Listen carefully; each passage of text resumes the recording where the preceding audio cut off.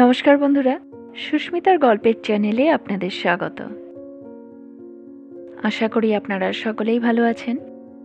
আমি আজকে পড়ে শোনাচ্ছি আশাপূর্ণা দেবীর লেখা একটি ছোট গল্প, প্রহরী। বন্ধুরা, যদি ভালো লাগে প্লিজ প্লিজ প্লিজ আমার চ্যানেলটাকে সাবস্ক্রাইব করে দেবেন, আর গল্পটা ভালো লাগলে একটা লাইক অবশ্যই করে দেবেন। সাবস্ক্রাইব এবং লাইকের জন্য আপনাদের অসংখ্য ধন্যবাদ। তো চলুন শুরু করি আজকের গল্প, আশাপূর্ণা দেবীর লেখা প্রহরী। বিদায় দিতে টুলুর মাও দরজা পর্যন্ত এলেন। হাসি মুখে বললেন, এবার তো লজ্জা ভাঙলো, এসো আবার। পম্পা জুতোর ঘুঁটি আটছিল।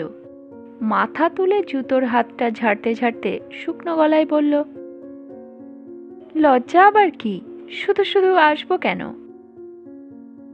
টুলুর মা তার মেয়ের বান্ধবীর কথার ধরনে একটু হেসে সরে গেলেন। হয়তো ভিতরে গিয়ে টুলুর পিসিকে বললেন, টুলুটা কি বোকা, ওই বন্ধুতে একেবারে গদগদ। হয়তো বললেনও না, নিজের কাজে ডুবে গেলেন। টুলু অত জানে না। মা হাসলেন কি হাসলেন না তাও দেখল না। টুলু বিগলিত গলায় বলল, বন্ধুর বাড়িতে বুঝি শুধু শুধু আসতে নেই? আসিস রে আবার। কি যে ভালো লাগলো আজ। পম্পা বন্ধুর এই আবেদনে কিছুমাত্র নরম হলো না। রুক্ষ গলায় বলল, তার মানে তুই চাস রোজ আমাদের গাড়িটা ভাঙুক, কারখানায় পড়ে থাকুক, আর রোজ জোর বৃষ্টি পড়ুক, কেমন? সুন্দরী বান্ধবীতে বিমুগ্ধ টুলু একথা বলে উঠতে পারল না। গাড়ি তো তোদের রোজই ভাঙে বাবা, মাসের মধ্যে 20 দিনই তো কারখানায় পড়ে থাকে, সে কি আমি চাই বলে? টুলুর বন্ধুর এই অহেতুক উষ্মায় থতমত খেল। ভয়ে ভয়ে বলল, তা কেন চাইব রে, গাড়ি থামিয়ে বুঝি আসা যায় না? যায় না। পম্পা বোধ করি নিজের রুক্ষতাকে একটু পালিশ দেয়, রুক্ষতার কারণ দর্শিয়ে সভ্য করে। নিজে গিয়েছিস একদিনও? টুলু হাঁপ ছেড়ে বাঁচে। টুলু অন্ধকারে আলো দেখতে পায়, তাই আরো বিগলিত হয়ে ঘাড় কাত করে বলে, এবার ঠিক যাব দেখিস, তুইও আসবি কিন্তু। পম্পা উত্তর দেয় না। পম্পা যেন শুনতেই পায় না। খুড় তোলা জুতোয় খটখট শব্দ করতে করতে এগিয়ে যায়। এখান থেকে অথবা স্কুল থেকে এমন কিছু দূর নয় পম্পার বাড়ি, গাড়ির রাস্তাই নয়, তবু মাসের মধ্যে 10টা দিনও জোড়াতালি দেওয়া অনেক হাত ঘোরা ওই ভাঙা গাড়িটায় চড়ে স্কুলে আসতে হয় পম্পাকে। যদি পম্পা ওই মাঝে মাঝের লজ্জা থেকে অব্যাহতি পেতে আবদার ধরে, হেঁটেই যায় না মা। পম্পার মা অবাক হয়ে বলেন, হেঁটে যাবে? হেঁটে হেঁটে স্কুলে যাবে তুমি? কত মেয়েই তো যায়। পম্পার এই যুক্তিতে পম্পার মা রেগে ওঠেন। তার সর্বদাই রুস মেখে রাখা তামাটে হয়ে যাওয়া মুখটা লাল হয়ে যায়। চেঁচিয়ে চেঁচিয়ে বলেন, খালি মুখে মুখে তর্ক, স্কুলে তো আর কোনো ম্যানার্স শেখায় না? এইটিই শেখায়, হবে না কেন? যেমন বাজে স্কুল আর যেমন বাজে পাড়া, যে মেয়েরা হেঁটে যায় তাদের গাড়ি নেই বলেই যায়, বুঝলি? বাজে পাড়ায় কেন পড়ে আছেন পম্পার মা, আর বাজে স্কুলে মেয়েকে কেন ফেলে রেখেছেন, পম্পা সে প্রশ্ন করতে এখনো শেখেনি বলেই হয়তো সর্বদাই এই ধিক্কারের বুলিটা আউড়ে নেন পম্পার মা। পম্পার মার বড় মেয়ে শম্পা এ প্রশ্ন করত, বলতো, আছো কেন বাবা এই বাজে পাড়ায় পড়ে? তোমার সেই চিরপরিচিত সাহেব পাড়ার 3তলা ফ্ল্যাটে ওঠো না গিয়ে, দাও না মেয়েদের অভিজাত বিদ্যা মন্দিরে। বড় মেয়ের প্রখর রসনাকে ভয় করতেন পম্পার মা নন্দিতা বোস। অভিমানের গলায় বলতেন, তোমাদের বাবা যে এখন আর নেই সেটা বোধহয় ভুলেই গেছো। শম্পা গম্ভীর গলায় বলতো, ভুলে আমি যাইনি মা, তুমিই গেছো। ভিখিরির মতো থাকি সেটাই তবে তুমি চাও, বলতেন নন্দিতা বোস। শম্পা বলতো, ভিখিরির মতো কি ফকিরের মতো জানি না মা, অবস্থার মতন থাকাই ভালো, সেটাই বলি।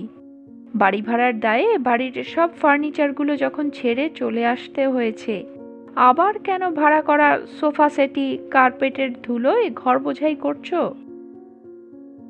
নন্দিতা বোস মেয়েদের কথায় বসে পড়তেন, অবাক হয়ে বলতেন, কেন করছি? ওগুলো না হলে চলবে? কেন চলবে না? নন্দিতা বোসের বড় মেয়ে মাকে যেন ধূলিসাৎ করে দিত। সাজানো ড্রয়িং রুম, ডাইনিং রুম নেই, ফ্রিজ নেই, রেডিওগ্রাম নেই, গাড়ি নেই, ড্রাইভার নেই। এমন বাড়ি কি কখনো তুমি দেখনি? এ পাড়ায় তো অনেকের নেই ওসব, মানুষ নয় তারা। শুনে নন্দিতা উত্তেজনায় ফেটে গিয়ে প্রায় ফেন্ট হয়ে যেতেন। বলতেন, ওদের সঙ্গে আমার তুলনা করছিস তুই? করতে পারছিস? ওই যারা ছাদে উঠে বড়ি লাগায়, বিছানা রোদে দেয়, তাদের সঙ্গে তোর মার তুলনা করতে মনে একটুও কষ্ট হলো না? শম্পা বড় শক্ত মেয়ে। শম্পার মার এই ভেঙে পড়া অভিমানেও টলত না। বলতো, তোমার এই দারিদ্র ঢাকবার দীনতা দেখে যে আরো কষ্ট হয় মা। ঈশ্বর জানেন কোথা থেকে কি করো তুমি। তবে তুমি যদি এই গোলকধাঁধার মধ্যে থেকে বেরিয়ে এসে ওদের মতো ছাতে বড়ি দিতে পারতে মা, হয়তো তুমিও বাঁচতে, আমরাও বাঁচতাম। এই রকম কড়া কড়া আর নিষ্ঠুর কথা ছিল বড় মেয়ের। তা সে মেয়ে বিয়ে করে বরের ঘরে চলে গেছে। নন্দিতা বোস বেঁচেছেন। সেই হাভাতে জামাইটাকে দুচক্ষে দেখতে পারেন না নন্দিতা। এখন সব আশা পোষণ করছেন এই ছোট মেয়েটিকে ঘিরে। এটি তার মনের মতো, তাকে জমের মতো ভয় করে। যেটুকু যা প্রতিবাদ জানায় আবদারের সুরে, দিদির মতন কড়া গলায় নয়। অথচ বাইরে ইতিমধ্যে চড়া গলায় কথা বলতে শিখেছে, লক্ষ্য করেছেন নন্দিতা, করে পুলকিত হয়েছেন। বাড়ির চাকর পম্পার ভয়ে কাটা হয়। ড্রাইভারকে পম্পা শাসনের সুরে নির্দেশ দেয়। শাড়ি ধরেনি, স্কার্টের কাল চলছে এখনো, তবু ডাঁট হয়েছে। মনের অগোচর চিন্তা নেই। নন্দিতার গোপন ইচ্ছা মেয়েটাকে সিনেমায় নামান। সেই চেষ্টাতেই ঘোরাঘুরি করছেন, একে ধরছেন তাকে ধরছেন। নামালে এই কম বয়স থেকেই নামানো ভালো। কিছুটা উপসত্ব নন্দিতার হাতে আসবে। বড় হয়ে গেলে বিশ্বাস নেই, মেয়ে সন্তান, বেইমানের জাত। বেইমানি করতে শেখার আগেই যদি নন্দিতা এই বিরক্তিকর পাড়া থেকে উঠে যেতে পারেন, যদি গৃহসজ্জার কিছু উপকরণ কিনতে পারেন, যদি কিছু নগদ টাকা ব্যাংকে ভরে ফেলতে পারেন, বাকি জীবনটা আর উঞ্ছবৃত্তি করে কাটাতে হয় না। তবে এসব চিন্তা আর এর সব চেষ্টা নিতান্ত সঙ্গোপনে রেখেছেন নন্দিতা। সন্ধ্যার আসরে তার যেসব পুরনো বন্ধু বান্ধবরা এসে আসর জমান, ঘুণাক্ষরেও তাদের কানে তোলেন না। পৃথিবীকে যত দেখেছেন নন্দিতা, বুঝেছেন জগতে বন্ধু বলে কেউ নেই, সবাই ছদ্মবেশী। অতএব অন্তরঙ্গতা করতে চান না কাউকে। আসে তাস খেলে, আড্ডা দেয়, চা কফির শ্রাদ্ধ করে। মিসেস বোসের বাড়ির চা কফির মতো যে চা কফি আর কোথাও খায়নি সে কথা শোনায়। গাড়ির শব্দ তুলে বেরিয়ে যায়। হ্যাঁ, গাড়িবান বন্ধুই জনা কয়েক আছে নন্দিতার। দামি চা, দামি কফি আর দামি প্রসঙ্গ, এই নিয়ে আটকে আটকে রেখেছেন তাদের নন্দিতা বোস। না রেখে উপায় বা কি?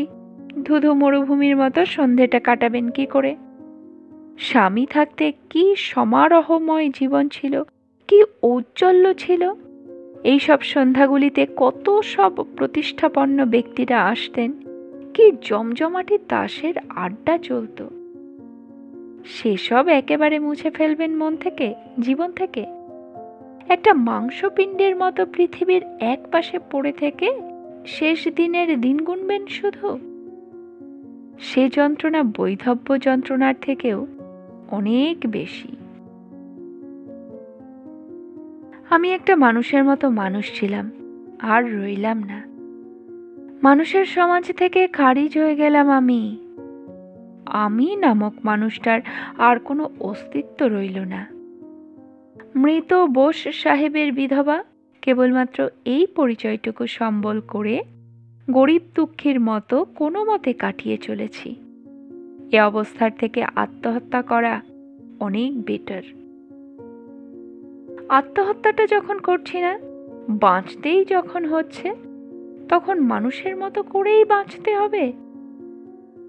বাঁচতে হবে ড্রয়িং রুম, ডাইনিং রুম সাজিয়ে, টবে ক্যাকটাস লাগিয়ে, দেয়ালে শিল্পরুচির নমুনা ঝুলিয়ে, স্বপ্নপুরীর আলো জ্বালিয়ে, গানের সুর, হাসির সুর আর কাঁটা চামচের টুংটাং সুর তুলে। এই হচ্ছে জীবন দর্শন মিসেস বোসের। এই জীবনযাত্রার নীতি। পাড়াটা বাজে, তাই নিন্দে ওঠে। মহিলাটি যে বিধবা হয়েও বৈধব্যের বেশ ধারণ করেন না, শিফন, নাইলন, জর্জেট, ডেক্রন পরেন, এটা পড়শিরা আলোচ্য বিষয়ের মধ্যে রাখে। সন্ধে হতেই যে নন্দিতা বোসের দরজায় খান ৩-৪ গাড়ি এসে জমে, আর তারপর তার বারান্দায় তাসের আড্ডা জমে, এতে তারা উত্তেজিত হয়। আর এই গৃহকর্তাহীন গৃহে যখন পুরুষ গলায় হাসির হররা ওঠে, তখন রীতিমতো সন্দেহের চোখে দেখে। নন্দিতা বোসকে অবশ্য কেউ কিছু বলে যায় না, তবু তিনি বেশ জানেন এসব। জানেন অনুভবের মধ্যে দিয়ে, কিন্তু কেয়ার করেন না। ওদের অভিমতকে মূল্য দেবেন এমন অধঃপতন যেন না হয় তার। কবে যে এই মেয়েটার সম্পর্কে একটা ব্যবস্থা করে ফেলে একটু দাঁড়িয়ে পড়বেন, সেই আশায় হন্যে হয়ে বেড়ান। তবু তৃপ্তিতে আছেন, শান্তিতে আছেন, কারণ বড় মেয়ের তীব্র চক্ষুর দহনটা গেছে। শম্পার দৃষ্টিতে সমালোচকের তীক্ষ্ণতা নেই। পম্পাকে ধরে ধরে শোনাতে হয় না বিধবার উপযুক্ত প্লেন সাদা চিকন মলমল ভয়েলের শাড়ি কেনবার ক্ষমতা হচ্ছে না বলেই এখনো এই বহু বর্ণের শাড়িগুলো ব্যবহার করতে বাধ্য হচ্ছেন নন্দিতা। গয়নাগুলো আলমারিতে ড্রয়ারে রাখলে চাকর বাকরে চুরি করতে পারে ভেবেই গায়ে চড়িয়ে রাখতে হয়েছে, আর রান্নাঘরে দুরকম ব্যবস্থা খরচ সাপেক্ষ বলেই এক হেসেলে পড়ে আছেন। না, পম্পাকে এসব শোনাবার দায় নেই। পম্পা এসব জানেও না। পম্পা স্কুল থেকে ছুটে এসে মাকে জড়িয়ে ধরে বলে, মা, কি সুন্দর দেখাচ্ছে তোমাকে আজ। ওর যা অভিযোগ গাড়িটা নিয়ে। গাড়িটা রোজ রোজ ভাঙে, লজ্জা করে। নন্দিতা ছোট মেয়েকে ভালোবাসেন বলেই যে কথার সুরে বিগলিত হন তা নয়, দৃঢ় কণ্ঠে বলেন, যাদের কাছে লজ্জা হয় তাদের কাছে তোমাদের নতুন গাড়ির কথা বলে রাখতে বলেছিলাম, তা ভুলে গেছো বোধ হয়। বা রে বা, 2 বছর ধরে তো বলছি গাড়ির জন্য অ্যাপ্লাই করা হয়েছে, যতদিন না পাওয়া যায় ততদিন এই পুরনোটা দিয়ে। এত দিন হয়ে গেল। আরো অনেক দিনও হতে পারে পম্পা।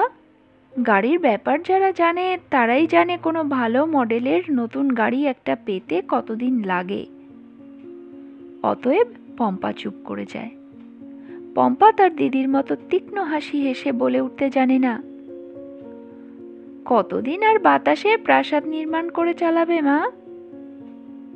মায়ের বকুনিতে চুপ করে যাওয়াই ওর স্বভাব। ও নিজে যখন ঝি চাকর ড্রাইভারকে বকে, তখন এই নীরবতার শোধ নেয়। তবে আজ পম্পা স্কুল থেকেই নীরব হয়ে এলো। নন্দিতা বললেন, স্কুল থেকে এসেই বই নিয়ে বসেছ কেন? হাত মুখ ধোও, সাফ জামা পরো, খেলাধুলো করো। পম্পা বললে, ভালো লাগছে না। নন্দিতা শঙ্কিত হলেন। নন্দিতা জানেন ওই ভালো লাগছে না কথাটা খুব খারাপ, মেয়েগুলোকে যতই ফ্রক পরিয়ে, স্কার্ট পরিয়ে আর বাচ্চার সদৃশ ব্যবহার করে বাচ্চা রাখবার চেষ্টা করা হোক, বয়সটা ঠিক সময় মতোই পাজিমো করবে। ওই ভালো না লাগাটা এ বয়সের রোগ। ভালো লাগছে না মানেই নির্ঘাত কাউকে ভালো লেগেছে। অতএব সেই সর্বনাশের জ্বর মারতে উঠে পড়ে লাগেন নন্দিতা। জোর করে ওঠান মেয়েকে, নিজে হাতে সাবান মাখিয়ে দেন, জামা পরিয়ে দেন। আর পম্পা যে কত অবোধ বাচ্চা তার বহুবিধ ফিরিস্তি দাখিল করেন তার কাছে। তবু পম্পার ভালো লাগে না পরদিন স্কুলে যেতে। গাড়িটা কারখানা থেকে না ফেরা পর্যন্ত যে ভালো লাগবে এ আশা শক্ত। সত্যি কাল কি যে কম অপদস্থ হয়েছে। গাড়িটা চলতে গিয়ে কিছুতেই স্টার্ট নিল না। মেয়েরা হি হি করে হাসতে লাগলো। রাগ করে হেঁটেই চলে আসছিল সে। সঙ্গে সঙ্গে টুলুটাও আসতে লাগলো। আর ঠিক টুলুদের বাড়ির কাছাকাছি আসতেই কিনা আচমকা এক প্রবল বৃষ্টি। নিরুপায় হয়েই তো টুলুদের বাড়িতে ঢুকতে হলো, খেতে হলো, বাড়িটা দেখতে হলো, আর বাড়ির সকলের সঙ্গে কথা বলতে হলো। এত সবের কিচ্ছু হতো না যদি গাড়িটা স্টার্ট নিত। অতএব গাড়ি কারখানা থেকে না ফেরা পর্যন্ত পম্পা স্কুলের দিকে নেই। কিন্তু স্কুল পম্পার দিকে এগিয়ে এলো টুলুর মূর্তি ধরে। আজই এসে হাজির হবে টুলু, এ কথা কে জানত? তা টুলু যেন শুধু বেড়াতে নয়, স্কুলের প্রতিনিধি হয়েই এলো আজ। স্কুলে যাসনি কেন ভাই? সন্তর্পণে দরজার কাছে দাঁড়িয়ে প্রশ্ন করল টুলু জুতো খুলতে খুলতে। অসুখ করেছে? অসুখ করতে যাবে কি দুঃখে? পাল্টা প্রশ্ন করে পম্পা। একদিন গেলাম না, ইচ্ছে হলো না। জুতো খুলছিস কেন? ছি, পরেই চলে আয়। আমাদের অমন তোদের বাড়ির মতো বাড়ি ঢুকেই জুতো খুলতে হয় না। আয় আয়। টুলু কুণ্ঠিত হাসি হেসে আস্তে পা বাড়িয়ে বলে, কার্পেটের ওপর জুতোর ধুলো লাগবে না? কার্পেটের ওপর? খিলখিল করে হেসে উঠে পম্পা বলে, জুতোর জন্যই তো কার্পেট। কি বোকা রে তুই, দেখিসনি নাকি কখনো? টুলু অস্বীকার করে না, সকুণ্ঠ হাস্যে জানায়, না, ঘরে ঘরে এত কার্পেট টার্পেট পাতা বাড়ি সে দেখেনি। তার জন্য পিসিমার বাড়িতে গদি দেওয়া চেয়ার আছে বটে, কিন্তু কার্পেট নেই। তারপর সে তার প্রশ্নটা জানিয়ে বসে, দুটো ঘরেই তো মেঝে কার্পেট পাতা, গরম হলে তোর মা কোথায় শোন? পম্পার চক্ষু স্থির হয়ে যায়। এহেন একটা প্রশ্ন যে কারোর মাথায় আসতে পারে এ তার মাথার বাইরে। অবাক হয়ে বলে, গরম হলে তো পাখাই খুলবেন, মাটিতে আবার শোয় নাকি মানুষ? তোদের বাড়িতে বুঝি পাখা নেই? টুলু শান্ত প্রতিবাদ জানায়, থাকবে না কেন, সব ঘরেই তো আছে। তবু মা, পিসি, ঠাকুমা সবাই বলে মাটিতে গড়াগড়ি না দিলে কি শরীর শীতল হয়? আমাদের শুতে দেয় না, বলে ঠান্ডা লাগবে। এত ইচ্ছে করে। পম্পা ভারী কৌতুক বোধ করে ওর কথায়। মাটিতে পায়ের নিচের ধুলোবালিতে শুতে ইচ্ছা করে মানুষের? এ একটা হাসির কথা বই কি। তা হাসির কথা এত রকম বলে টুলু, হাসতে হাসতে পেটে ব্যথা হয়ে যায়। বলে কিনা, চারিদিকে শুধু পুতুল, ফুলদানি, ফুল গাছ, এসবের মধ্যে থাকতে অস্বস্তি হয় না তোদের? হাঁটতে চলতে ভয় ভয় করে না? বলে, বাড়িতেও তোরা সারাক্ষণ জুতো পরে থাকিস, তোর মা পর্যন্ত।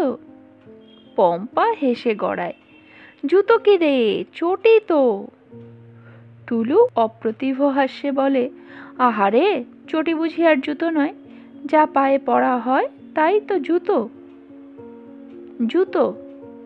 পম্পা বিদ্রুপের হাসি হাসে। যেমন মোজা, খড়ম, মল, পাঁইজোর, তোড়া। হ্যাঁ, এই সব পুরনো গহনার নাম উল্লেখ করে পম্পা। করতে পারে, কারণ ওই পুরনোগুলো তো আর পুরনো নেই।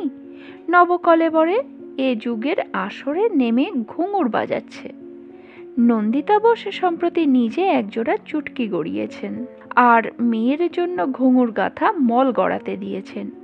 মিস্টার বোসের রূপো বাঁধানো শখের ছড়ি ছিল একটা, আর রূপোর সিগারেট কেস পড়েই তো ছিল সেগুলো।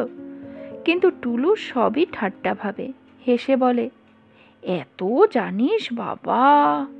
তবু টুলু সবকিছু দেখেই বলে, কি সুন্দর রে, কি সুন্দর ভাই, সবচেয়ে খাবার টেবিল দেখে ঠিক যেন সিনেমার ছবির মতো দেখতে লাগছে রে পম্পা।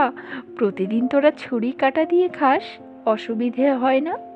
এ পাড়ার টুলুর বয়সী সব মেয়েই যে টুলুর মতো এত হাবা তা নয়। বিস্মিত হলেই যে বিস্ময় প্রকাশ করতে নেই, প্রকাশ করা মানেই খেলো হয়ে যাওয়া, এ তারা খুব জানে। যে বস্তু জীবনেও দেখেনি তা দেখেও তারা অবলীলায় বলতে পারে, কতবার দেখেছি। তাছাড়া তারা টুলুর মতো প্রতি পদে এত বিস্মিতও হয় না। তারা এদিক ওদিক থেকে অনেক কিছু দেখে শুনে পরিপক্ক। টুলু কাঁচা, কারণ টুলুদের বাড়িটাই অন্যরকম। ওদের বাড়িতে প্রতিষ্ঠিত বিগ্রহ আছেন, নিত্য তার সেবা। সন্ধ্যায় ওদের বাড়িতে যে শব্দ ওঠে সে শব্দ আরতির ঘণ্টা কাসরের শব্দ। ওদের তিনকুলে সবাই বৈষ্ণব। টুলুদের বাড়িতে মাংস ঢোকে না, বড়রা কেউ মাছ খায় না। জল খেয়ে হাত ধুতে হয় টুলুদের। স্কুল থেকে এসে জামা কাপড় ছাড়তে হয়। ওরা জানিত জগতে অনুষ্ঠান মানে মা ঠাকুমা বাবা পিসিমাদের গুরু আশ্রমের উৎসব। ছুটিছাটা হলে গুরুদেবের কাছে ছোটেন ওরা সপরিবারে। টুলুর কাছে তাই পম্পাদের বাড়িটা একটা ভিন্ন জগৎ। তাই টুলু মুগ্ধ হচ্ছে, অবাক হচ্ছে, তবু প্রশ্ন করছে। বলছে, রোজ তোরা এরকম টেবিলে ফুল সাজিয়ে এত সব কাচের জিনিসপত্র সাজিয়ে ছুরি কাটা দিয়ে খাস, অস্বস্তি হয় না? আর তারপর কুণ্ঠিত একটু হাসির সঙ্গে বলে ফেলেছে, আমি কিন্তু ভাই হাত দিয়েই খাবো, রাগ করবি না তো? এতে আর হেসে হেসে পেটে ব্যথা ধরে যাবে না পম্পার? কিন্তু কে ভেবেছিল শুধু পেটেই নয়, বুকে ব্যথা ধরিয়ে দিতে পারে টুলু? ছুরি ধরতে পারে না সেটা ভুল, পারে, তবে প্রয়োগ পদ্ধতিটা বোধ করি উল্টো পাল্টা। তাই ছুরিটা নিজের মুখের কাছে না এনে বন্ধুর বুকের খাঁজে বসিয়ে দেয়, আর দেয় একেবারে অবলীলায়। খেতে দিয়েছিলেন নন্দিতা বোস মেয়ের বান্ধবীকে নিজের সঙ্গে। চা দিয়েছিলেন সোনালি পেয়ালায়। খাও খাও করে যত্নও করেছিলেন, এবং খাওয়ার পর বলেছিলেন, যাও ড্রয়িং রুমে বসো গে। বন্ধুর মার নির্দেশ পালন করলো টুলু।